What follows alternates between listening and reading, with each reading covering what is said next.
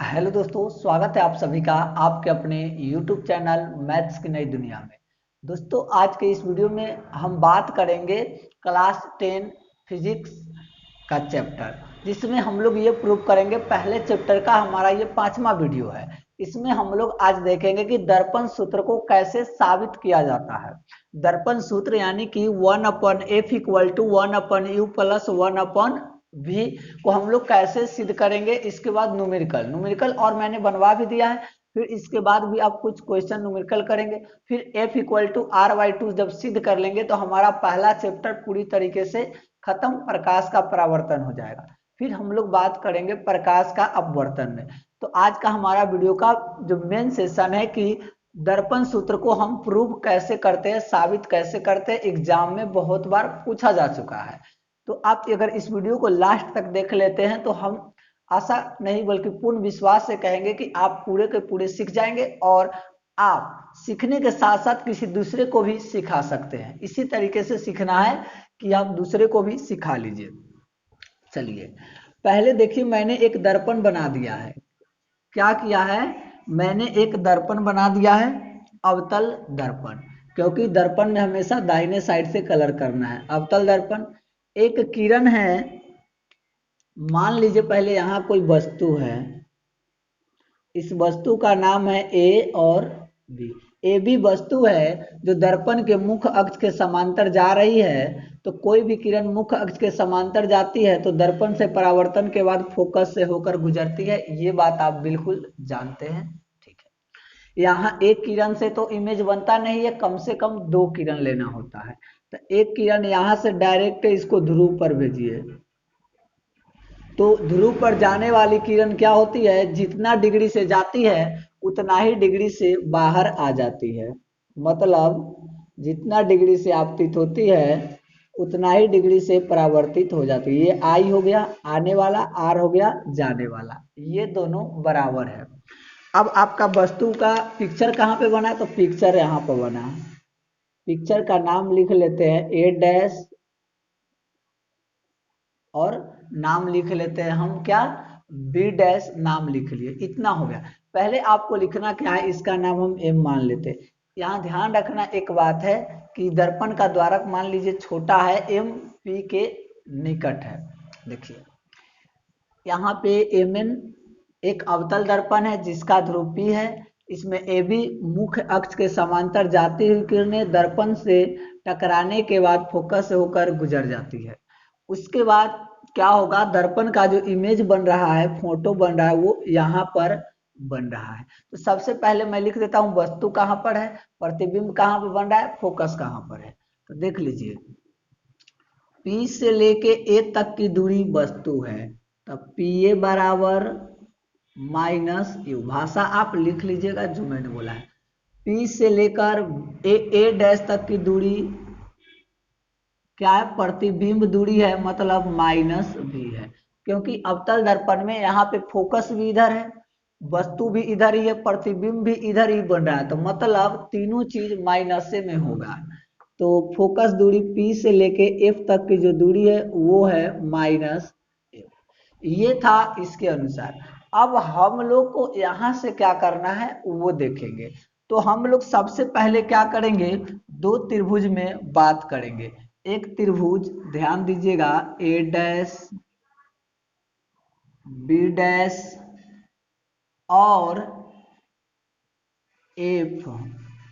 जो दूसरा त्रिभुज है हमारा एम पे एफ में हम बात करने हैं, पर देखते हैं कि हमको क्या मिलता है।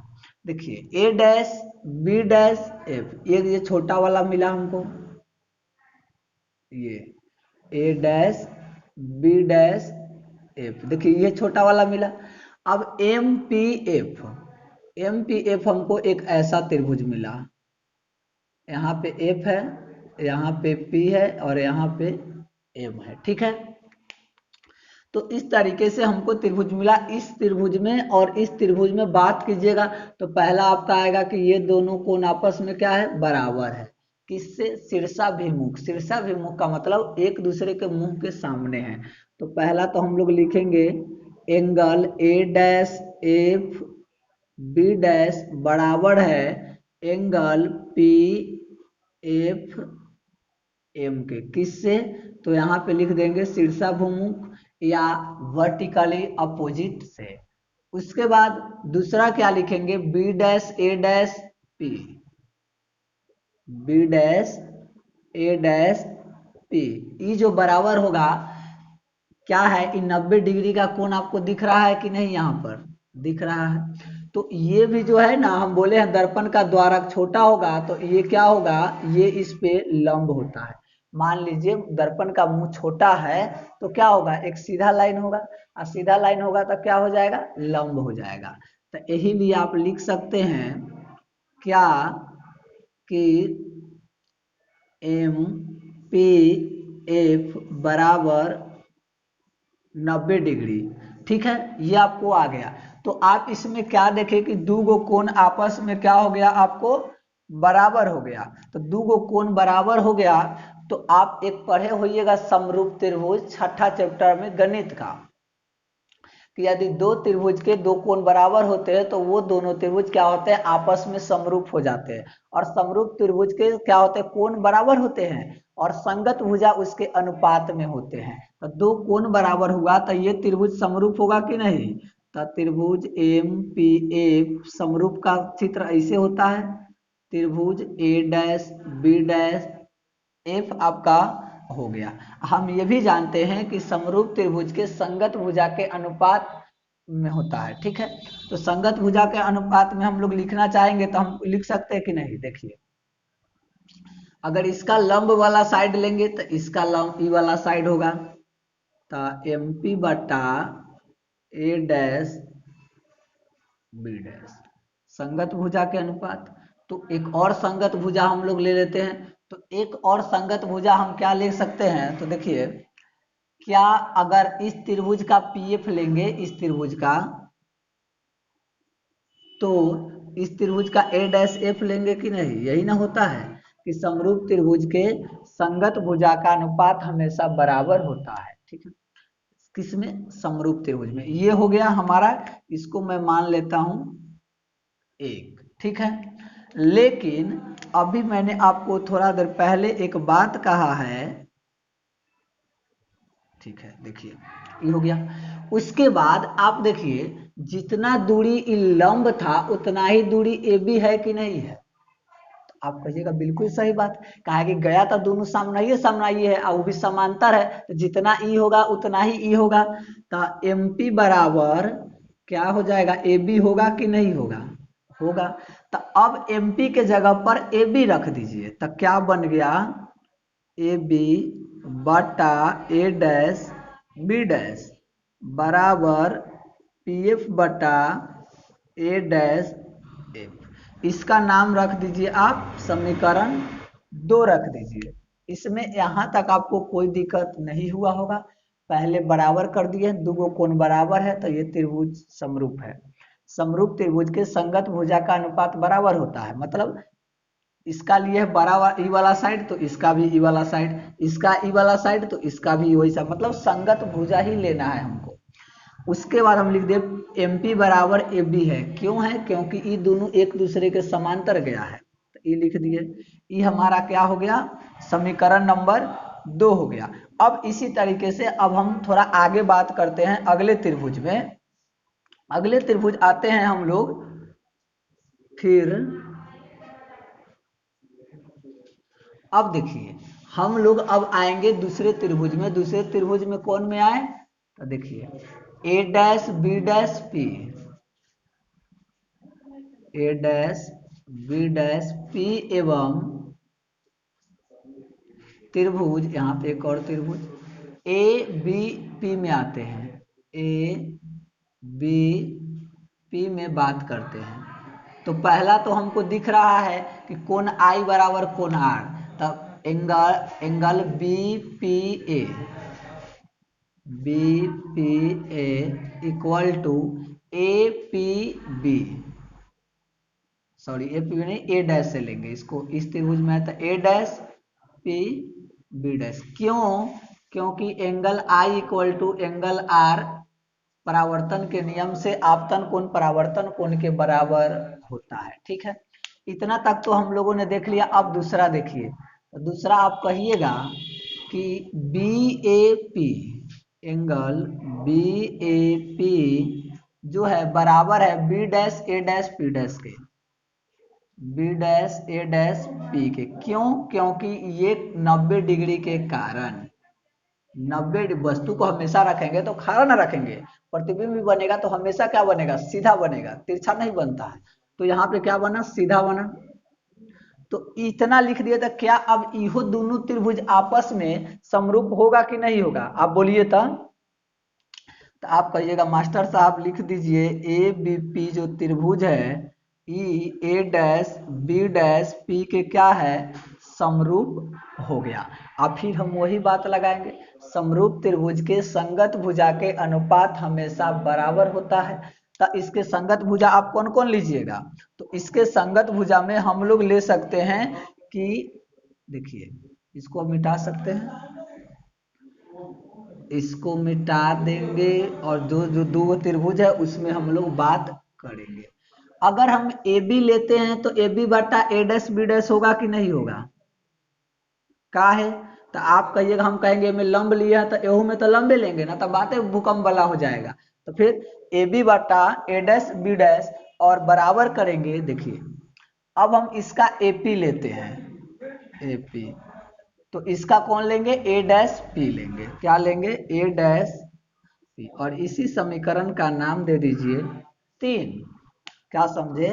पहले बराबर कर दिए, समरूप कर दिए, समरूप करने के बाद उसके संगत भुजा बराबर कर दीजिए। 90 डिग्री वाला था 90 डिग्री, दूसर का साइड तो दूसर का साइड। यहाँ तक आपको दिक्कत नहीं होना चाहिए। अब हम लोग इतना तक आप पहले देख लीजिए, कोई दिक्कत नहीं। अगर इतना आप समझ गए, क्वेश्चन तो आपका बन ही गया है, और समझाने की भी गारंटी है, दूसरे को भी समझाइएगा तब ना आप समझिएगा कि समझ गए। अब हम क्या करते हैं, कुछ इसमें से मिटा देते हैं, समीकरण 2 और 3 को छोड़ के बाकी हम यहाँ से मिटा देते हैं। ठीक है, यहाँ से यहाँ हम मिटा देते हैं। ठीक है, बाद में जरूरत पड़ेगा तो आगे फिर हम इरेज करेंगे। अब लिखेंगे समीकरण, हम लोग ऐसे ना लिखे हैं, 2 एवं 3 से समीकरण का LHS बराबर था तो दोनों RHS अपने मने बराबर हो जाएगा। तो मतलब PF बटा ए डैश एफ बराबर AP बटा ए डैश P बराबर हो जाएगा कि नहीं? LHS बराबर है तो कट गया, RHS दोनों लिख दिए। अब हम इसको भी हटा देते हैं क्योंकि इसका भी काम अब तो हो ही गया। अभी सबको तो हमको जरूरी है चाहिए नहीं है। ठीक है, बस अब सिर्फ इसी पर काम करके हमको क्या करना है? प्रूव कर देना है। तो देखिए, पीएफ को हम क्या लिख सकते हैं? तो आप कहिएगा पी से लेके एफ तक की दूरी फोकस दूरी है, तो पीएफ को आप पहले, अभी रुकिए एक स्टेप और, ए डैश एफ देखिए, ए डैश एफ इतना तक की दूरी को हम क्या लिख सकते हैं? यहां से लेके यहां तक की दूरी को क्या लिख सकते हैं? इस पूरा में से इतना घटा दीजिए। क्या करेंगे? इस पूरा में से अगर हम इतना घटा देंगे तो हमारा आएगा कि नहीं आएगा? तो देखिए, P A dash minus P F, पूरा में से इतना घटा देंगे तो इतना बचा कि नहीं? देख लीजिए, एपी, एपी को तो आपको कुछ करना नहीं है, ए डैश पी इसको भी कुछ नहीं करना है, एकरा इतना ही रहने दीजिए। अब कहिएगा हम एकरा काहे चेंज किए हैं? कहा कि ए डैश से एफ तक के वैल्यू कुछ निकलवे नहीं करेगा, लेकिन पूरा लिख लेंगे तो प्रतिबिंब दूरी माइनस फोकस दूरी हो जाएगा। अब देखिए, यहां से यहाँ पीएफ क्या है? तो पी से एफ की फोकस दूरी, और पीएफ के जगह पे रखना है minus F. P A dash के जगह पे रखना है माइनस वी, माइनस है तो माइनस, पीएफ के जगह पे रखना है माइनस एफ। तो दो गो माइनस तो एक साथ नहीं लिख सकते हैं, तो यही लिए इसको ब्रैकेट में डाल देंगे। ठीक है, पी ए के जगह पे माइनस यू रखना है, ए डैश पी मतलब वही पी ए डैश के जगह पे माइनस भी रखना है। इसको आप सॉल्व कीजिएगा तो इस माइनस से माइनस कट गया, आपको क्या आया? Minus F minus B minus minus plus F बराबर u बटा v। आया कि नहीं आया? आ गया।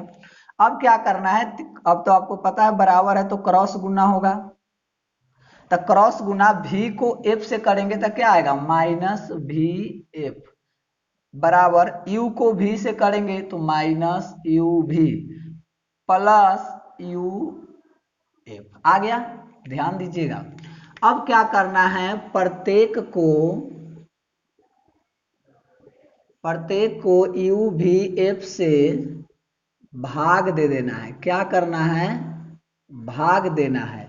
तो भाग देने के बाद देखिए सबको भाग दीजिए, minus U V plus U F, सबको भाग दीजिए यू वी एफ से, U V F, U V F, U V F. अब देखिए भाग देने के बाद आपको कटराई हुआ दिखेगा, वी एफ से वी एफ कट गया, यू वी से यू वी कट गया, यू एफ से यू एफ कट गया, बचा क्या, उसको हमको लिख देना है। यहाँ बचा माइनस एक बटा यू बराबर में क्या बच गया, माइनस एक बटा एफ प्लस एक बटा भी। अब इसको रीअरेंज कीजिए, एफ को इधर लाइए, यू को उधर भेजिए, तो एफ इधर आएगा तो प्लस में आ गया, यहाँ पे लिख देते हैं प्लस, एक बटा भी था तो भी, ये माइनस उठ के उधर जाएगा तो प्लस एक बटा यू, और यहाँ पे प्लस तो नहीं भी रखेंगे तब भी कोई दिक्कत नहीं है। आपको दर्पण सूत्र में यही बात को क्या करना था, साबित करना था। इस तरीके से आपका दर्पण सूत्र साबित हो गया कि 1/f बराबर 1/u प्लस 1/v कैसे होता है। 2 और 3 से किया, जो मैंने ऊपर मान रखा था सबसे पहले मैंने आपको बताया है उसी को पुट कर दिया, करने के बाद आंसर आपके सामने आ गया। तो आई होप कि ये वीडियो अगर आप पूरे ध्यान से देखे होइएगा तो जरूर आपको कहीं भी दिक्कत नहीं होगा, और आप इस क्वेश्चन को दूसरे को समझाने का प्रयास कीजिए। अगर आप पूरा समझा दिए तो आप जिंदगी में दोबारा फिर इस चीज को कभी नहीं भूल पाइएगा।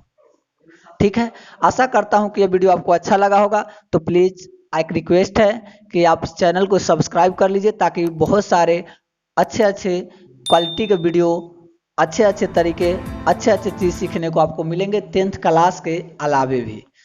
फिर आपसे मिलूंगा मैं नेक्स्ट वीडियो में, तब तक के लिए आप लोग का बहुत बहुत धन्यवाद।